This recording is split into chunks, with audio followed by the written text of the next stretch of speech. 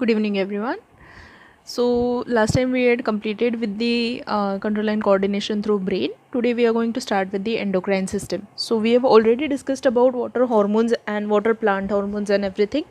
So, I hope कि आपको इसमें कोई डिफ़िकल्टी नहीं है क्योंकि hormone is the same thing, यानी कि जो हम प्लांट में भी उसको भले ही स्टडी करें या फिर एनिमल्स में, हार्मोन्स का फंक्शन सेम ही होता है. यानी कि hormones are the chemicals which do the process of coordination, chemical coordination into our body. Okay, तो यही हार्मोन्स को लेके हम आगे पढ़ने वाले हैं about the endocrine system in humans या फिर जाके एनिमल्स. ओके, तो उसके थ्रू हमें पता चलेगा कि कौन से हार्मोन्स है, कौन से ग्लैंड से ये लोग सीक्रेट होते हैं और फिर ये हमारे बॉडी में क्या क्या एक्टिविटीज़ करते हैं. So that we are going to study today. So coming to the point, that is hormones and endocrine system. So glands are made up of specialized tissues called as the endocrine glands. तो endocrine glands आपने ये 9th class में पढ़ा हुआ है कि ये glandular epithelium की फोल्डिंग से ग्लैंड्स बनती है. ये जनरली डक्टलेस होती है. डक्टलेस होने की वजह से इनको एंडोक्राइन बोला गया है. ठीक है, या फिर अगर वो डक्ट ग्लैंड होती है, यानी कि जिसमें ऐसा एक ट्यूब होता है जिसके थ्रू सिक्रेशन बाहर निकलता है, तो इसको बोलते हैं डक्ट ग्लैंड्स और एक्सोक्राइन ग्लैंड. तो ये एंडोक्राइन ग्लैंड्स है जो हमारे बॉडी में प्रेजेंट होते हैं. ग्लैंडुलर एपिथेलियम से बनती है, वापस से बता रही हूँ. तो ये जो सेल्स है ग्लैंडुलर एपिथेलियम के, ये यहाँ पे होती है and they start secreting some or the other substance or a hormone into this cavity जिसको हम ग्लैंड बोलते हैं. And then this is emptied into the blood directly, जिसके थ्रू ये ब्लड सर्कुलेशन के थ्रू हमारे पूरे बॉडी में सर्कुलेट होता है. ठीक है, so this is the process of secretion of the hormone through the glands. ये बेसिक है. Okay, then the special chemical substances are called as hormones and are secreted by the glands and which catalyze and control various biological processes. So hormones are chemical messengers which are secreted by special glands and they work at a particular site and at a specific when they are very specific in nature. ठीक है, तो hormone का secretion एक जगह हो सकता है. ठीक है, so a gland location can be somewhere else into the body and उसका एक्शन किसी और पार्ट पे भी हो सकता है. ठीक है, सो या फिर पूरे बॉडी में भी हो सकता है. सो हेंस ये सेंटेंस बता रहा है कि ग्लैंड्स आर स्पेशल से secreted by special glands which are present at a particular site and are very specific in nature. Then these glands secrete hormone directly into the blood. So these glands are also called as the ductless glands. मैंने ये explain किया पहले भी. These glands are located into different parts of our body. Our main endocrine glands are as follows. तो नीचे आपको diagram दिया हुआ है, आपके अपन शीट्स में भी देख सकते हो. ठीक है, तो उसमें आपको ये different locations of the gland दिए हुए हैं. ठीक है, तो इसमें सबसे पहले major are the master gland, hypothalamus. ये मैंने आपको ब्रेन पढ़ाते वक्त भी बोला था, हम इसको अभी पढ़ेंगे. राइट, और फिर जाके उसके नीचे पिट्यूटरी ग्लैंड होता है. These two are the main glands of our body. Major master gland is hypothalamus. Pituitary controls all other glands of the body. ठीक है, जबकि hypothalamus controls the secretions of pituitary. So hence it is called as the master gland of our body.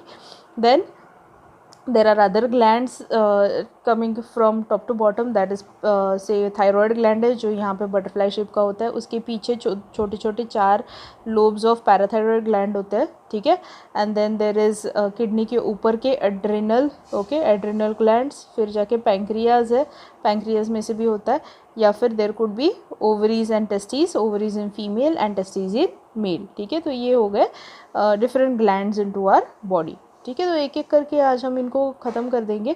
I am planning to finish this chapter today so that we will have a Zoom class on Friday and then from Monday आपके tests भी है, तो test के लिए prepare कर लो. अगर आपको doubts है then you can text me और call me for that. Life processes के ऊपर रहेगा, आपको पहले वो बता देती हूँ, है ना, कि टेस्ट में क्या रहेगा और कैसे रहेगा. आई थिंक वो थोड़ा सा ज़रूरी है. So let's discuss that first. Sorry, बीच में ये शुरू कर दिया मैंने, but still. So life processes पे आपका टेस्ट रहने वाला है. लाइफ प्रोसेसेस में अपने पता है अपने को न्यूट्रिशन है, फिर जाकर रेस्पिरेशन है, सर्कुलेशन, ट्रांसपोर्टेशन एंड एक्सक्रीशन, ये चैप्टर्स है आपके. तो इसमें से मेजरली आपको क्वेश्चन आने वाले जो है वो बोर्ड पैटर्न के हिसाब से आएंगे. So hence there will B 1 mark question, there will B 2 mark question, there will B 3 mark question. I was also planning to put a 5 mark question, but then as I've got only 25 marks का test, so I am not planning to put a 5 marks question into it, so I might skip this. But then if I put, then I will put 2 questions for 5 marks which will be or of each other. So paper pattern कुछ इस तरह से रहेगा. 1 mark के आपको 5 question रहेंगे, 2 mark के 2 question रहेंगे, 3 मार्क के 2 क्वेश्चन रहेंगे, 5 मार्क का 1 क्वेश्चन रहेगा. इसमें आपको 2 क्वेश्चन आएंगे यानी और में आएगा, तो आपको इधर you have to solve first और you have to solve second, दोनों सॉल्व नहीं करना है. यू कैन सॉल्व 3 मार्क्स में से दोनों भी क्वेश्चन आप सॉल्व कर लो, 2 मार्क्स में से दोनों सॉल्व कर लो, और 1 मार्क के 5 क्वेश्चंस रहेंगे. 1 मार्क के 5 क्वेश्चंस में आपके न्यू बोर्ड पैटर्न के हिसाब से इसमें कुछ MCQs क्वेश्चन रहेंगे, कुछ ट्रू एंड फॉल्स रहेगा, ठीक है, या फिर जो भी आपका नया पैटर्न है उसमें आपको ऑब्जेक्टिव टाइप क्वेश्चंस आते हैं. ओके, सो हेंस उसमें से मैं कुछ ये टाइप के क्वेश्चंस भी डाल दूँगी. Okay, so this is the pattern which you are going to follow. Then next thing important is, कुछ लोगों को ये भी डाउट है कि कैसे सॉल्व करना है. आपका जो क्वेश्चन पेपर रहेगा it will be divided into 3 sections. एक रहेगा फिजिक्स, एक रहेगा chemistry, and then there will be biology. Probably अगर सॉफ्ट कॉपी में आएगा तो फिर we will send 3 documents of different subject. Physics will be of 25 marks, chemistry will be of 30 marks, and bio will be again of 25 marks. इस हिसाब से आपका 80 marks का डिवीजन रहेगा. You have to make sure that you solve each paper separately. आप physics के लिए एक शीट यूज़ करो, केमिस्ट्री के लिए एक यूज़ करो, बायोलॉजी के लिए एक यूज़ करो separately, because these 3 papers will then come to us individually for checking. If you will mix it up then it will not be possible to check on time. So थोड़ा सा ये आपको करना ज़रूरी है.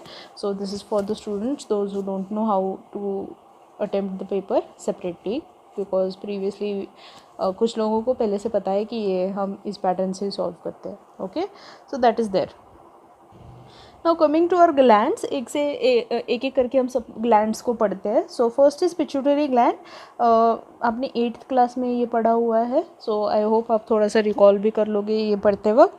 सो पिट्यूटरी ग्लैंड जब हम पढ़ते हैं, so pituitary gland is a small gland and it weighs about 500 milligrams and it hangs from the part of diencephalon called as hypothalamus. ठीक है, तो हमने इसका लोकेशन भी देखा हुआ है डायग्राम के टाइम में.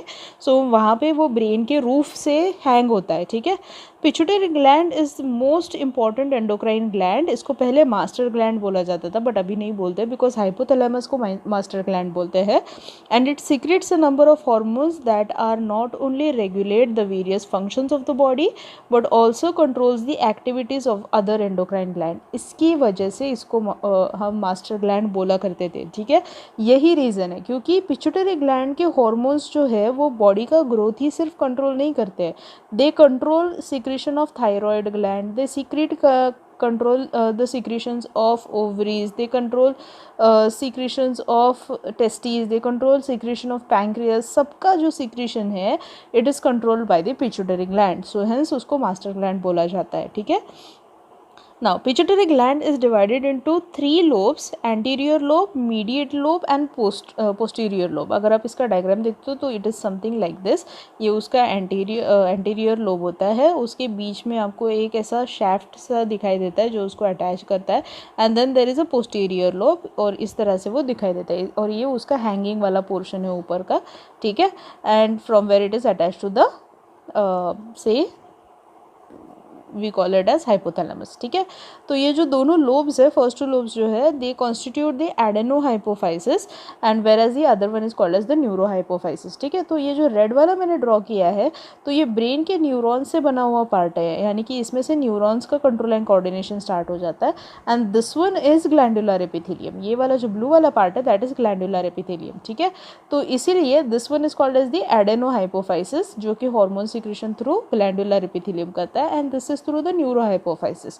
तो ये उसके 2 पार्ट्स है. ओके, जबकि वैसा देखा जाए तो एडेनोहाइपोफाइसिस मेजर पार्ट उसका कवर कर लेता है, and which is about 75% of the total pituitary gland. Okay, so this is how it is there. So here you can see the diagram of pituitary gland. तो ये है anterior pituitary posterior pituitary की locations and what are their functions again. Okay, so this is anterior pituitary region that is adenohypophysis. This is posterior pituitary region that is neurohypophysis. ये इंटरमीडियन है, बीच वाला छोटा सा जो पार्ट दिख रहा है यहाँ पे दैट इज इंटरमीडियन. ओके, तो यहाँ पे होता है हाइपोथैलेमस ऊपर के रीजन में. ठीक है, तो हाइपोथैलेमस क्या करता है कि उसमें से कुछ ना कुछ सीक्रेशंस आती है, जैसे मैंने पहले भी बताया it is called as the master gland of the body. तो यहाँ पे आप देख सकते हो जैसे GnRH हो गया या ठीक है, या फिर जाके TRH हो गया. ओके, और जाके सोमैटोस्टैटिन हो गया. ये सारे सीक्रेशंस जो है हार्मोन्स के these are done through the hypothalamus. तो ये हाइपोथैलेमस जो है वो तो न्यूरॉन से बना हुआ है. So hence these are released that is from the hypothalamus के रीजन से ये हार्मोन्स जो है, जो कि either they will be a releasing hormone or a inhibiting hormone. यानी कि इनके थ्रू जो निकलने वाले हार्मोन्स है they will either start the secretion of the hormones of the pituitary gland और either they will stop the secretion of the pituitary gland. ठीक है, देन अगेन हाइपोथैलेमस में से फिर जाके एक शैफ्ट निकलता है जो कि यहाँ पे ये न्यूरोहाइपोफाइसिस बनाता है. सो हेंस यहाँ पे आप देख सकते हो हाइपोथैलेमिक और neurohypophyseal hormones which are been secreted here. और फिर जाके इसमें से इन रिटर्न फिर पिट्यूटरी के जैसे ही ये सारे हार्मोन्स स्टिमुलेट करते हैं they will start secreting all of these hormones which are given below. ठीक है, तो इनके थ्रू जो सीक्रेट होते हैं हार्मोन जैसे कि फॉर एग्जांपल LH हो गया, FSH हो गया, ACTH हो गया, TSH हो गया, ये सब लोग एक एक जाके सारे हार्मोन्स को जाके एक्टिवेट करते हैं या फिर ग्लैंड्स को जाके एक्टिवेट करते हैं, जिसके through secretion of different hormones into the body होना शुरू हो जाता है. जैसे LH is luteinising hormone, it is secreted for testis and ovaries. Follicle stimulating hormone which is again secreted for testis and ovaries which we will study in detail in reproduction chapter and here also we are going to study in detail. ठीक है, या फिर ACTH हो गया जो कि adrenal cortex को secretion के लिए हेल्प करता है. और फिर जाके एड्रेनल कॉर्टेक्स से फिर जाके hormone that is epinephrine and nor epinephrine secret होता है. TSH is thyroid stimulating hormone, तो थायराइड ग्लैंड को secreting T3 and T4 secretion के लिए हेल्प करेगा. GH हो गया, उसका सीक्रेशन हो गया. तो ये सारे हार्मोन्स को जो है ये सारे ग्लैंड्स है. ठीक है, ये वाला रीजन इज ऑफ ग्लैंड्स. तो ये सारे हार्मोन जो है they will stimulate these glands for secretion of their respective hormones. ठीक है, तो जैसे ही पहले सिग्नल कहाँ से आ रहा है देख लो यहाँ पे, इसके लिए मैंने ये डायग्राम आपको दिखाया है कि सबसे पहला ऑर्डर आ रहा है हाइपोथैलेमस से to different region from here and from here. तो एक तो आएगा एंटीरियर को, एक तो जाएगा पोस्टीरियर को. वहाँ से सिग्नल निकल रहा है of a different hormone and that is going to who target organs यानी कि या फिर टारगेट ग्लैंड्स को. ठीक है, तो डिफरेंट टारगेट ग्लैंड्स को पिट्यूटरी ग्लैंड ऑर्डर दे रहा है. और फिर क्या हो रहा है, these all target glands they will start secreting their own kind of hormone which is essential for proper functioning inside the body. ठीक है, तो ये 3 स्टेप प्रोसेस है जिसके थ्रू ये सब कुछ हो रहा है. ठीक है, फर्स्ट स्टेप इज हाइपोथैलेमस. ठीक है, ये सीक्रेट करेगा. वहाँ से कौन स्टिमुलेट होगा, पिट्यूटरी स्टिमुलेट होगा. ठीक है, और फिर पिट्यूटरी से स्टिमुलेट होके कौन सिक्रेशन करेगा, पिट्यूटरी से स्टिमुलेट होके बाकी ग्लैंड्स ऑफ द बॉडी जो है तो वो लोग अपने अपने सिक्रेशंस करेंगे. ठीक है, तो ये प्रोसेस है for secretion of hormone inside our body और इसके थ्रू ही पूरा जो है सिक्रेशन जनरली बॉडी में एक्टिवेट हो जाता है. So now let us study about each and every hormone of pituitary gland in detail. तो उनका स्ट्रक्चर नहीं होता, सॉरी, हम उसके फंक्शंस स्टडी करेंगे in detail.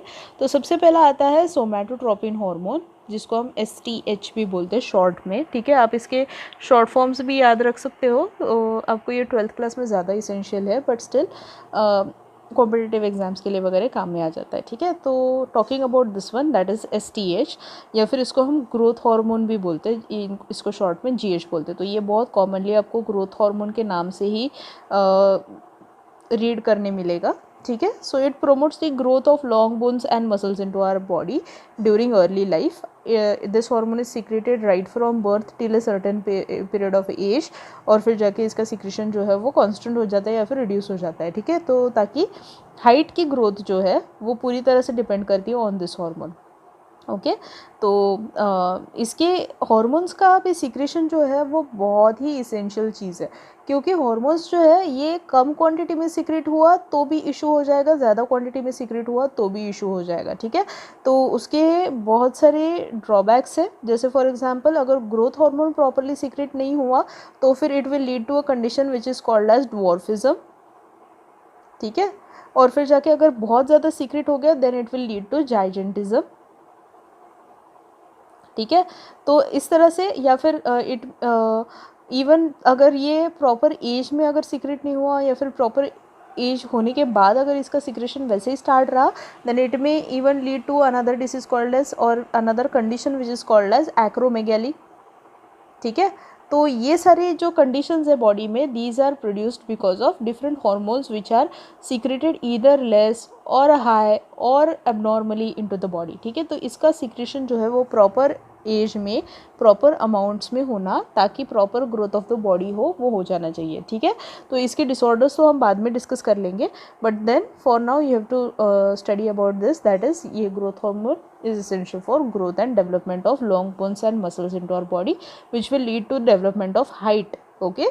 Then second one is TSH, जैसे मैंने पहले भी बताया, इसको याद रखना बहुत ईजी है, थायराइड स्टिमुलेटिंग हार्मोन TSH, ठीक है। तो थायराइड ग्लैंड को फंक्शनिंग कंट्रोल करना, उसकी ग्रोथ प्रॉपर मेंटेन करना और उसकी सिक्रेशन प्रॉपर मेंटेन करने का काम TSH करता है।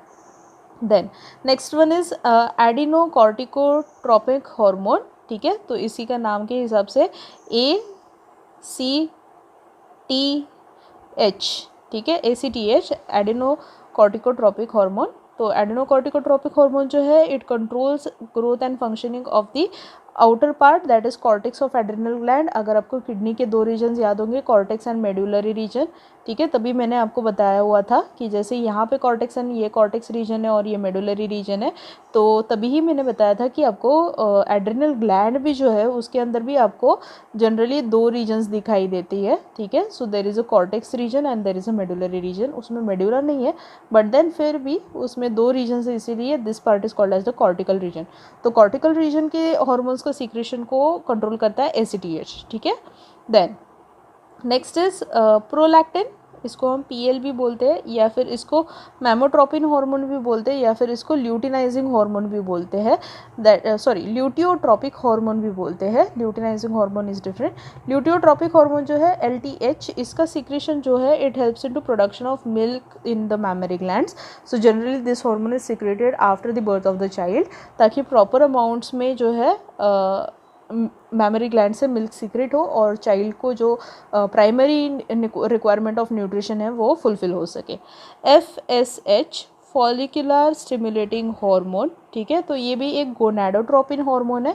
गोनाडोट्रोपिक हार्मोन्स जो होते हैं generally these hormones are essential for controlling and coordinating the growth and development of reproductive structure, ठीक है। यानी कि gonads is testes in male and ovaries into female. So the reproductive structures जहाँ पे meiosis होता है, जहाँ से रिप्रोडक्टिव सेल्स प्रोड्यूस होते हैं, that is sperm and ovum, इनका प्रोडक्शन जो है it is done through gonadotropin hormone, ठीक है। तो gonadotropic hormones generally in males that they act on the testes and influence the production of sperms, whereas into female they act into ovaries and cause the process of ovulation, ठीक है। तो इनके through ये process होता है। Then LH, जैसे मैंने पहले भी बताया था, एक और हार्मोन है ल्यूटिनाइजिंग हार्मोन LH। तो LH जो है ल्यूटिनाइजिंग हार्मोन, ये भी एक गोनाडोट्रोपिक हार्मोन है। मेल्स में जनरली ये लेडिक सेल्स को एक्टिवेट करता है। लेडिक सेल्स एक लोकेशन पे होते हैं जनरली, आपको इसको डिटेल में मैं रिप्रोडक्शन चैप्टर में बताऊंगी। तो ये जो लेडिक सेल्स है these in return secrete testosterone into males, ठीक है। तो टेस्टोस्टेरॉन जो है it is essential for maturation into males, so hence this hormone is secreted. And LH into females it acts on the Graafian follicle. Graafian follicle क्या है वगैरह ये सब कुछ रिप्रोडक्शन में वापस से पढ़ेंगे, which ruptures to release the ovum, that is ovulation process. तो LH and FSH into females they act alternately for the process of ovulation into females, okay. Then next hormone is hormone of intermediate lobe, जो बीच वाला section था। It secretes a hormone which in turn activates the melanocytes. Melanocytes are the cells which are present into our skin और ये melanin secret करते हैं. तो generally हमारे स्किन का कलर डिपेंड करता है ऑन मेलानोसाइट का कॉन्सेंट्रेशन इनटू आवर बॉडी. कितना मेलानिन हो रहा है produce. Melanin is very essential for us because it helps into absorption and production of vitamin D into our body. तो इसीलिए मेलानिन काफ़ी इंपॉर्टेंट है. बहुत सारे बार लोगों को लगता है कि वाइटनिंग करना चाहिए, स्किन शुड बी लाइट, ये वो कुछ नहीं है. We need melanin in proper amounts into our body. इसीलिए सुबह की जो धूप होती है वो काफ़ी अच्छी होती है for vitamin D production. Vitamin D is essential for an number of things into our body. क्योंकि उसके टैबलेट्स खाने से कुछ नहीं होने वाला है, आपको बस धूप लेना है. क्योंकि इसके थ्रू आपकी इम्यूनिटी स्ट्रांग रहेगी, आपके बोन स्ट्रांग रहेंगे, कैल्शियम एब्जॉर्प्शन अच्छा रहेगा. Everything is dependent on vitamin D production. So hence ये दिमाग से निकाल देना है कि क्या मेलानिन ये वो. Okay, we have stigmatized ourself and rather we are following ill because of it. ठीक है. Then next one is posterior lobe, that is the neurohypophysis. उसमें से आता है ऑक्सीटोसिन. ऑक्सीटोसिन या फिर पीटोसिन भी बोलते हैं इसको. Oxytocin is called as the birth hormone, milk ejecting hormone, happiness hormone भी बोलते हैं इसको. Because this hormone leads to say the calming effect जो अपने बॉडी में आता है, that is through oxytocin. Generally this is very essential during the birth giving process because it is quite painful and quite tedious work to be done. और इसमें generally बहुत ज़्यादा energy waste होती है, बहुत ज़्यादा पेन प्रोड्यूस होता है, बहुत ज़्यादा फिजिकल से चेंजेस आते हैं इनटू द विमेन. तो उस प्रोसेस में जनरली उनको कामिंग इफेक्ट देने के लिए सबसे ज़्यादा ऑक्सीटोसिन जो है वो सीक्रेट होता है. Then next is vasopressin. इसको हम एंटी डाययूरेटिक हार्मोन भी बोलते हैं. इसको हमने ऑलरेडी एक्सक्रीशन के टाइम में डिस्कस किया हुआ है, तो आपको याद होगा कि ये क्या है. ठीक है. तो ADH जो है इसको वैसोप्रेसिन नाम ही दिया हुआ है. तो ये वैस्कुलर टिश्यूज़ जो है अपने बॉडी की इसको कंट्रोल करता है. मैंने बताया हुआ था कि secretion of fluids through the kidney, तो या फिर reabsorption of fluids into the body. तो ये सब कुछ जो है ये सर्टन एरियाज ऑफ नेफ्रॉन में एक्टिवेट करता है और जिसके थ्रू वॉल्यूम ऑफ यूरिन को वो रेगुलेट करता है कि कितना होना चाहिए volume of urine into the body या फिर passing out through the body. So that is done through vasopressin. Then next is the adrenal gland. ये अभी नया ग्लैंड है. तो एड्रिनल ग्लैंड जो है ये काफ़ी नॉर्मल साइज़ में आया हुआ है. तो you can either underline it और highlight it with some other colour so that it will be visible for you whenever you are reading properly. So adrenal gland जो है वापस से there are 2 adrenal glands on top of each kidney. इसका location भी हमने excretion के time में पढ़ा हुआ था. Internally adrenal gland is divisible into 2 parts. मैंने बताया जैसे पहले भी, आउटर कॉर्टेक्स एंड मेड्यूला. इसका शेप ऐसा कुछ होता है और ये उसका डिवीजन है. कॉर्टिकल पार्ट जो होता है उसका, it secretes 3 hormones into our body. उसमें से सबसे पहला आता है मिनरलोकॉर्टिकॉइड्स. मिनरलोकॉर्टिकॉइड्स जो है this act into kidneys and promote the absorption of Na and excretion of K+. तो आपने किडनी के एब्जॉर्प्शन के टाइम में बहुत सारे रीजन्स में इसको पढ़ा हुआ है ना, कि Na+ अंदर आ रहा है, K+ बाहर जा रहा है, एक्सेसिव K+ बाहर फेंका जाता है DCT में, ये वो है ना. तो ये सारे लोकेशंस में क्यों हो रहा है? Because of influence of this hormone that is mineralocorticoids. Okay. Then glucocorticoids, it affects the carbohydrate metabolism into our body. तो इसी वजह से आपने देखा होगा कि किडनी में से भी डायबिटीज़ का एक ये था है ना, कि diabetes insipidus because of kidney के अंदर का होने वाला इफेक्ट. ओके. तो ये रीज़न है बिकॉज कार्बोहाइड्रेट मेटाबॉलिज्म में एक्ट करने वाला हार्मोन भी सीक्रेट होता है वहीं से, that is glucocorticoids.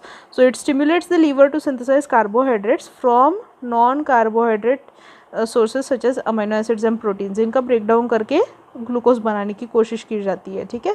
Then now this occurs into very extreme cases only, क्योंकि जब बॉडी को मेजर कार्बोहाइड्रेट का ज़रूरत है और उसको फूड नहीं आ रहा है, तो उसी कंडीशन में because protein give very less energy, ये हमने पढ़ा हुआ है, उसका वैल्यू बहुत कम है. सो बहुत एक्सट्रीम केसेस में ये होता है. देन नेक्स्ट इज़, इसमें एक एक्स्ट्रा आपको मैंने जैसे पहले भी बताया था कि डिसऑर्डर्स होती है कुछ कुछ, जैसे फॉर एग्जांपल यहाँ पे एडिसन्स डिसीज़ के बारे में बताया गया है या फिर एडिसन्स सिंड्रोम के बारे में बताया गया है. That is deficiency of mineralocorticoid and glucocorticoid.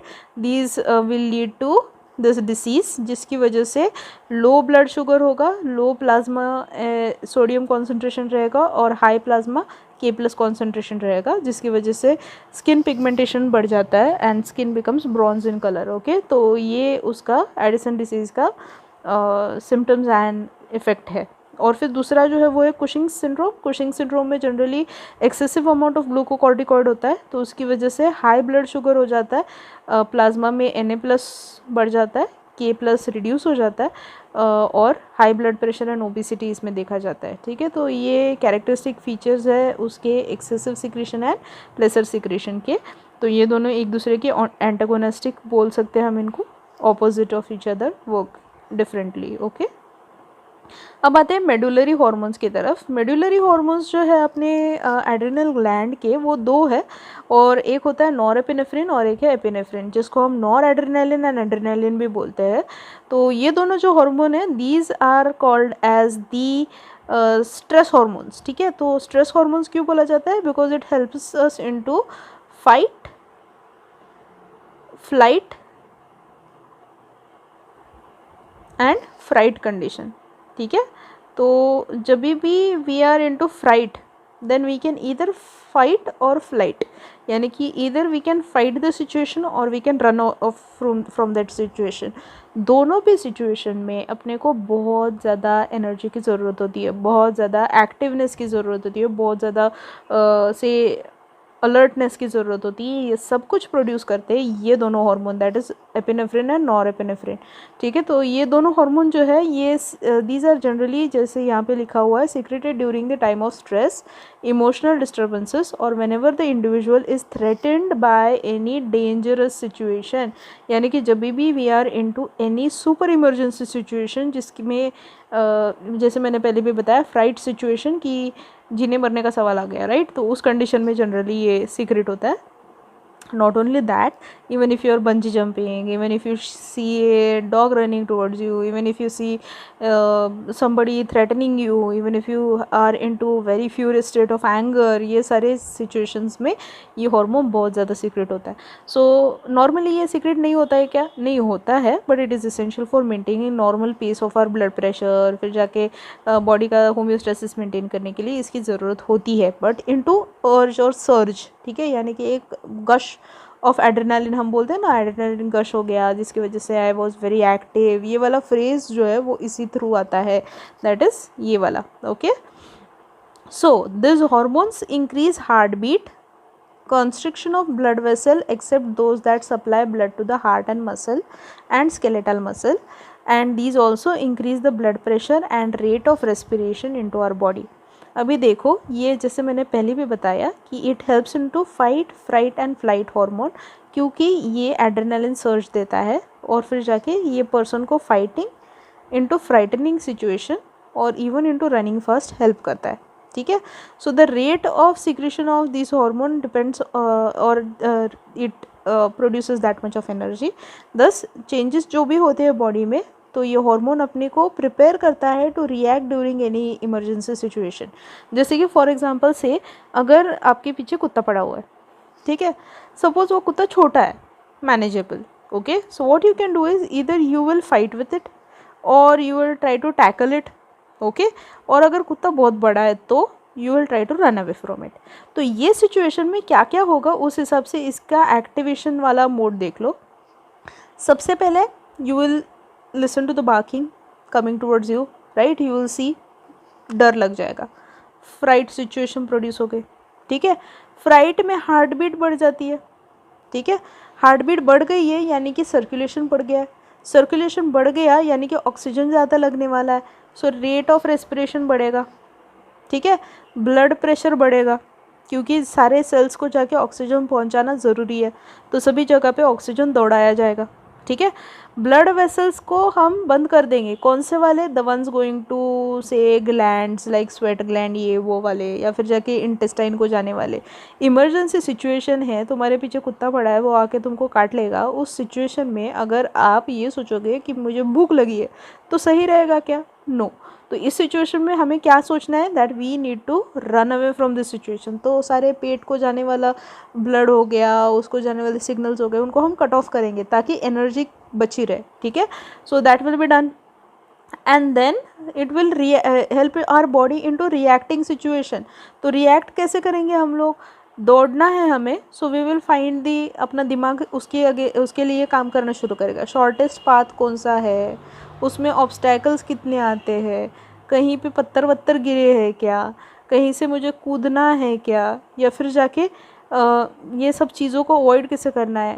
Body starts taking images into very fast frame per second and starts imagining and viewing everything into detail. आपको छोटी छोटी चीज़ें समझ में आना शुरू हो जाती है, आवाज़ सुनाई देते हैं अच्छे से. So we go into a super alert stage जिसके थ्रू हम ये सिचुएशन को टैकल कर सकते हैं.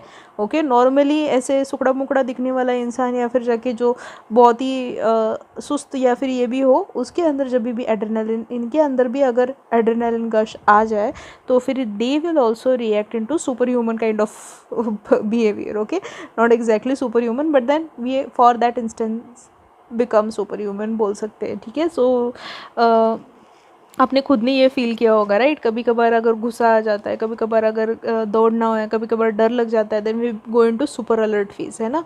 तो ये because of these two hormones, that is adrenaline and noradrenaline. So adrenaline is also called as the fight and flight hormone.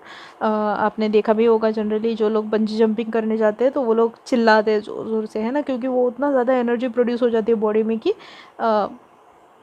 समझ में ही नहीं आता ना क्या करें, until and unless you jump down. Okay, so this is how it works into our body.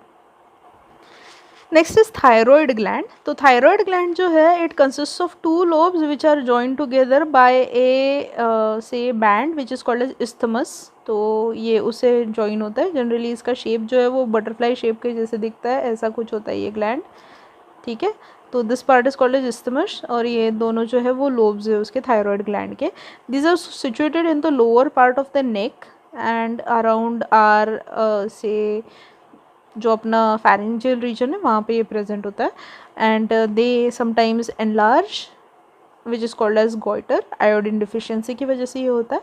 Thyroid gland जो है वो सीक्रेट करता है दो टाइप्स ऑफ हॉर्मोन्स. ओके, तो एक होता है thyroxine. This is the principal hormone, main important hormone of our body. It helps into maintaining the basal metabolic rate. Basal metabolic rate is the metabolism जो अपने body में हो रहा है कैरी आउट, उसको प्रॉपर फंक्शनिंग में रखने का काम ये करता है.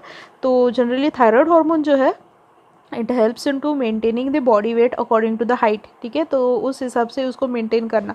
तो या फिर जाके जो बॉडी के अंदर जो सारी चीज़ें आ रही है थ्रू फूड, इनको सबको प्रॉपरली यूटिलाइज़ करना. कितना ग्लूकोज यूटिलाइज़ करना चाहिए, कितना स्टोर करना चाहिए, कितना स्टोर किया हुआ उसको यूज़ करना है ड्यूरिंग फास्टिंग, ये सब चीज़ें जो है this is controlled by this hormone that is thyroxine. Okay, so it increases the metabolic rate of the organs and tissues of the whole body. 60% of thyroxine consists of iodine, so hence this is connected, ठीक है. तो element which is essential and enables the synthesis of this hormone. तो इसीलिए आपने देखा होगा आपको iodised नमक मिलता है खाने के लिए. जनरली इनटू हिली एरियाज़ पानी में आयोडीन बहुत कम होता है, तो जनरली उसकी वजह से वहाँ पे गॉइटर का प्रमाण ज़्यादा होता है, जबकि हमारे यहाँ इतना ज़्यादा इशू नहीं है. But government of India has made it compulsory कि सभी नमक जो भी हम खाते हैं it should be iodized salt. तो iodized salt is very important for us to maintain the iodine concentration into our food. Okay, if increased amount हो गया इसका तो उसको हम हाइपरथायरॉयडिज्म बोलते हैं. Hyperthyroidism leads to hyper metabolic activity which leads to utilization of entire fat of our body. Sometimes even people are, if you see, who are suffering from hyperthyroidism are skinny. तो उनके ऐसे लगता है body में muscles ही नहीं है, कुछ fats ही नहीं है, ऐसे लगता है बोन के ऊपर सिर्फ स्किन चढ़ा हुआ है, ठीक है. या फिर जाके इसका दूसरा जो एंटागोनिस्टिक चीज़ है वो है हाइपोथायरॉयडिज्म, जिसमें लेस सिक्रेशन ऑफ थायरॉक्सिन होता है, जिसकी वजह से बॉडी में मेटाबॉलिज्म बहुत कम होता है, सारा फैट स्टोरेज उसकी वजह से इंक्रीज हो जाता है. So mostly people suffering from hypothyroidism आपने देखा होगा they might eat only one roti, still they will be like, ऐसा लगता है कि हवा खा के मोटे हो रहे हैं, राइट. तो that is because of hypothyroidism. Mostly अगर आप अभी बच्चे हो, आपको लगता है कि आप बहुत स्किनी हो तो आपको हाइपोथायरॉयडिज्म होगा, नहीं है. Okay, so this starts after a certain age period. So don't consider yourself suffering from this already, please. Then next one is parathyroid या फिर कैल्सिटोनिन. कैल्सिटोनिन जो है it helps in to lowering the calcium level in to our blood. तो generally it is done through renal या फिर maintenance बोल सकते हैं इसको. तो inhibiting the renal tubular calcium reabsorption, उसके थ्रू कैल्शियम को हम बाहर फेंक देते हैं. या फिर inhibiting the bone calcium reabsorption, जिसके थ्रू बोन के थ्रू निकलने वाला कैल्शियम को हम रोक देंगे. ब्लड में जितना कैल्शियम चाहिए उतना मेंटेन हो गया तो इधर you can put it into store of bone और you can just throw it away. तो एक तो थ्रो करेंगे थ्रू दिस या फिर जाके बोन के थ्रू हम उसका रीअब्जॉर्प्शन स्टॉप कर देंगे.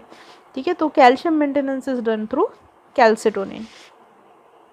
Next is parathyroid gland. Parathyroid gland जो है ये बहुत छोटे होते हैं, ओवॉइड शेप के होते, पी शेप के होते. These are on the posterior surface. तो ये अपना थायरॉयड ग्लैंड था, उसके पीछे के एरिया में जनरली ये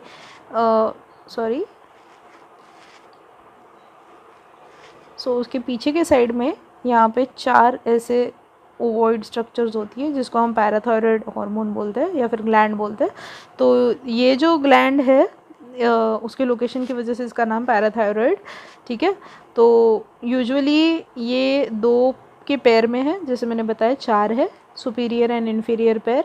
तो पैराथायरॉयड ग्लैंड जो है इसका हार्मोन इज पैराथॉर्मोन. पैराथॉर्मोन जो है ये balance of calcium in bone maintain करता है, extra cellular fluid tissue fluids को मेंटेन करता है और फिर जाके कैल्शियम ब्लड में जो है उसको मेंटेन करता है. यानी कि वापस से कैल्सिटोनिन का ही भाई है ये. कैल्शियम का जनरल बॉडी के अंदर जो रेगुलेशन है वो इसके थ्रू होता है. And it also controls the excretion of phosphates in the urine and reduces the tubular reabsorption into the body. ठीक है, तो ये इसके फंक्शंस है. आपको इसको जैसे वैसे याद रख लो, कुछ ज़्यादा ऐसा है नहीं कि समझ में नहीं आए. Then is pancreas. तो पैंक्रियास एक ऐसा ग्लैंड है अपने बॉडी का which is endocrine and exocrine both. इसीलिए इसको हम लोग हेट्रोक्राइन ग्लैंड बोलते हैं. एक्सोक्राइन इसलिए क्योंकि पैंक्रियास का स्ट्रक्चर आपने देखा होगा कि ये कुछ इस तरह से हमने ड्रॉ किया हुआ था. तो ये इसको डक्ट है. ठीक है, बट ये एंडोक्राइन ग्लैंड भी है. तो वो कैसे? तो एक्सोक्राइन ग्लैंड कब है? जब वो उसके अंदर से अपना डाइजेस्टिव जूसेस सीक्रेट कर रहा है. ठीक है, बट उसके अंदर कुछ जगहों पे ऐसे सेल्स है. ठीक है, तो ये जो सेल्स है these will secret a few hormones. तो ये लोग कहीं से भी वो डक्ट के अंदर से नहीं सिक्रेशन करते. ठीक है, तो उसमें अल्फा सेल्स होते हैं, बीटा सेल्स होते हैं, डेल्टा सेल्स होते हैं. तो ये जो डिफरेंट काइंड्स ऑफ सेल्स है दीज सीक्रेट और put there secretion directly into the blood and not through the gland के डक्ट. तो इसीलिए इसको बोला गया है एंडोक्राइन ग्लैंड. तो एक्सोक्राइन क्यों? क्योंकि उसमें डक्ट है जिसके थ्रू डाइजेस्टिव जूसेस आते हैं. एंडोक्राइन इसलिए क्योंकि उसकी जो हार्मोन के सिक्रेशन है वो डायरेक्टली ब्लड में जाती है. ठीक है, तो इसीलिए it is a exocrine gland. तो अब जो ये पैंक्रियाज है इसके अंदर से जो सिक्रेशन आती है जनरली, तो वो कौन से सेल्स के थ्रू आ रही है और जो हम स्टडी करते हैं वो कौन सा है? सो उसमें जो एक सेल है जिसका नाम है आइलेट्स ऑफ लैंगरहैन. तो ये जो सेल्स है इसके 3 टाइप है, जैसे मैंने पहले भी बताया, alpha, beta and delta sales. और ये जो तीनों सेल्स है इनके थ्रू सिक्रेशंस आती है. तो जनरली बीटा सेल जो है इसके थ्रू एक हार्मोन आता है जिसका नाम है इंसुलिन. तो insulin is hormone very essential into our body. आप इसके बारे में बहुत ज़्यादा सुनते हो बिकॉज इंडिया में सबसे ज़्यादा डायबिटीज़ के पेशेंट्स है. तो हार्मोन जो है ये डायरेक्टली ब्लड में पास होता है. इंसुलिन जो है it is required for converting glucose into glucagon.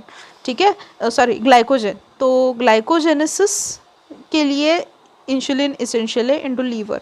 तो डेफिशिएंसी अगर हो गई इंसुलिन की तो उसकी वजह से क्या होगा? वो क्यों होगा? क्योंकि आइलेट ऑफ लैंगरहैन के सेल्स अगर डिफेक्टिव हो तो उसकी वजह से होता है डायबिटीज़ मेलिटस. ये मैंने आपको डायबिटीज़ इंसिपिडस के टाइम में बताया था कि पैंक्रियास के सेल खराब हो गए तो डायबिटीज़ इंसिपिडस, और किडनी के अंदर कुछ डिफेक्ट हो गया तो किडनी के अंदर डिफेक्ट हुआ तो डायबिटीज़ इंसिपिडस, और पैंक्रियास के सेल खराब हो गए तो डायबिटीज़ मेलिटस. तो डिफेक्ट किसी भी चीज़ की वजह से आ सकता है, इंजरी की वजह से आ सकता है, जेनेटिक हो सकता है, और इवन से it could even be because of age की वजह से, एज फैक्टर की वजह से, डिफरेंट डिसीजेस की वजह से इन्फ्लुएंस होके, तो कोई भी रीज़न की वजह से ये सेल्स ख़राब हो सकती है, जिसके थ्रू ये डायबिटीज़ बॉडी में सर्ज इन हो जाएगा। ठीक है, तो उसकी वजह से क्या होता है कि हाई अमाउंट ऑफ ग्लूकोज जो है वो यूरिन के थ्रू पास होता है बाहर बॉडी के, सो हेंस इट इज़ से kind of dangerous, leads two diabetes. Alpha cells जो है ये सीक्रेट करते हैं ग्लूकेगॉन। ग्लूकेगॉन जो है वो मेटाबॉलिक इफेक्ट प्रोड्यूस करता है ऑपोजिट ऑफ इंसुलिन, यानी कि ये क्या करता है, जो स्टोर्ड ग्लाइकोजन है उसको ग्लूकोज में कन्वर्ट करता है। ठीक है, और उसको ब्लड स्ट्रीम में लाता है। तो जनरली आप जब भी खाना खाते हो तो इंसुलिन सिक्रेशन होना चाहिए, जब भी आप भूखे रहते हो तो ग्लूकेगॉन का सिक्रेशन होना चाहिए। ठीक है, तो जब जो आपको एनर्जी चाहिए उसके लिए ग्लूकोज चाहिए, वो उसके थ्रू प्रॉपर सिक्रेशन होते जाएगा। There is another third hormone which is called as somatostatin hormone. Somatostatin hormone is secreted by the delta cells of islet of Langerhans. ये जो हार्मोन है ये बहुत सारे हार्मोन्स का इनहिबिटरी हार्मोन है, यानी कि सभी हार्मोन्स को कंट्रोल करना। सभी हार्मोन्स अनकंट्रोल्ड सीक्रेट होते रहे तो वो हमें चलेगा नहीं, तो इसीलिए somatostatin will help in to controlling the secretion of all of the hormone. तो inhibits the release of growth hormone हो गया, या फिर जाके सबका कंट्रोलिंग जो है it is done through somatostatin hormone. Then is next the last 3 glands only remaining generally जो अपन स्टडी करते हैं उसमें से, तो इसको ख़त्म कर लेते हैं और फिर आज स्टॉप करेंगे। अभी मुझे पता है बहुत टाइम हो गया, but still let us just complete this section and stop. तो ये जो नेक्स्ट वाला ग्लैंड है उसका नाम है thymus gland. Thymus gland is present right behind the sternum. तो sternum is the tie bone, जहाँ पे अपने रिब्स आके अटैच होती है। वो बीच वाला जो एक बोन है लंबा सा ऐसा होता है, ठीक है, और यहाँ से रिब्स आके अटैच होती है। तो ये स्टर्नम के बराबर पीछे जो होता है gland that is thymus gland. तो थाइमस ग्लैंड जो है वो काफ़ी छोटा है, और ये जो है सीक्रेशन ऑफ थाइमोसिन के लिए हेल्प करता है। Thymosin is a hormone which is essential for maturation of the lymphocytic cells. Lymphocytic cells मैंने आपको पढ़ाया हुआ है, B cell, T cell. T cells जो है वो थाइमस ग्लैंड में स्टोर होती है, और ये लोग जनरली बाद में जाके immune response like antibody production और killing of the any intruders, इसके लिए हेल्प करता है। गोनैड्स वापस से reproductive cells and glands into our body. तो इसमें आता है testis and ovaries. They secrete hormones also which are essential for maturation. तो उसमें से आता है सबसे पहला टेस्टिस। टेस्टिस में main function is production of sperms, and they also produce a hormone that is अपना टेस्टोस्टेरॉन। ठीक है, तो इसको सिक्रेशन के लिए कौन ज़रूरी है, ल्यूटिनाइजिंग हार्मोन। मैंने पहले भी बताया था आपको, पिट्यूटरी ग्लैंड से सिक्रेट होता है और वो टेस्टोस्टेरॉन सिक्रेशन में हेल्प करता है। टेस्टोस्टेरॉन जो है वो मैच्योरिटी के लिए, सेक्सुअल मैच्योरिटी के लिए हेल्प करता है। Secondary sexual characteristics of male develop करने के लिए हेल्प करता है, फॉर एग्जाम्पल मुस्टेच, बियर्ड एक्सेट्रा। तो ये सब कुछ जो है, या फिर development of bone and muscle, height growth, ये सभी इन्फ्लुएंस होता है थ्रू हॉर्मोन्स। ओके, तो ये सब secretion is done through testosterone. So proper amount of testosterone secretion leads to the maturation of secondary sexual characteristics and as well as maturation of sperms also. ठीक है, तो ये इसका फंक्शन है। वेराज ovaries में अगर हम देखते हैं तो ओवरीज में जैसे मैंने पहले भी बताया LH एंड FSH दोनों भी एक साथ फंक्शन करती है।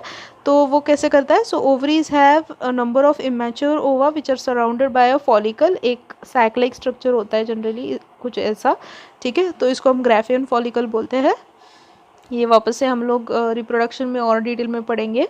सो ovum is allowed to mature at a time, and ovum becomes mature and is released, and the cells of the follicles secrete the hormone estrogen. ठीक है, तो estrogen जो है it is most important hormone because it brings about development of secondary sexual characteristics into female body, and after releasing of the ovum, that is ovulation, the remnants is called as the corpus luteum, which is also an important endocrine gland. ये कुछ time के लिए सिर्फ endocrine gland का activity करता है।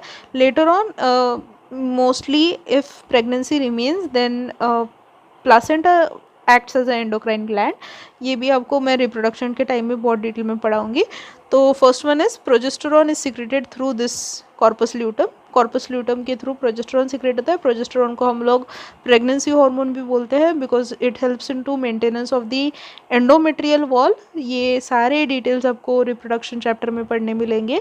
तो endometrial wall is essential for providing nourishment to the growing embryo, तो उसको मेंटेन करने के लिए कॉर्पस ल्यूटम के थ्रू प्रोजेस्टेरॉन सिक्रेट होता है। तो progesterone secretion is done here. So these are the two hormones of ovaries, that is oestrogen and progesterone. ठीक है, तो ये आपको याद रखने हैं। यहाँ पे आपको एक चार्ट दिया हुआ है, डिफरेंट हार्मोन्स, उनके इफेक्ट और क्या क्या होता है। You can just go through it, you can make this chart also into your book. बहुत सारी जगहों पे आपको ईस्ट्रोजन का स्पेलिंग अलग अलग दिखाई देगा, नो इश्यूज़, कुछ इतना फ़र्क नहीं पड़ता है। ठीक है, एक्सरसाइज सॉल्व करो, कुछ डाउट हो तो you can ask me. We have finished with this chapter today. Friday को zoom class for doubts, please be ready with your doubts if you have any. Easy है काफ़ी, अगर आपको कुछ भी डाउट हो then you can ask me on that day itself. I am going to add the PDF now along with the link of this chapter. तो PDF में आपको हाउ डू ऑर्गेनिजम्स रिप्रोड्यूस के क्वेश्चन आंसर है, ताकि आपके exam में आपको help हो सके। अदर दैन दिस, इस चैप्टर के क्वेश्चन आंसर्स का असाइनमेंट मैं एग्ज़ाम के बाद दूंगी, क्योंकि अभी इसकी कुछ ज़रूरत नहीं है। ओके, तो वो आपकी सिर्फ इन्फॉर्मेशन के लिए रहेगा, थ्योरी में तो आने वाला है नहीं पेपर, तो नहीं तो अभी डाल देते, कोई इश्यूज़ नहीं है। ठीक है, तो go through this, read properly. If you have any doubt you can text or wait till Friday so I can solve your doubts. Any exam related doubts you can just call me, message me anytime. I'll try and explain it to you soon. Bye, take care.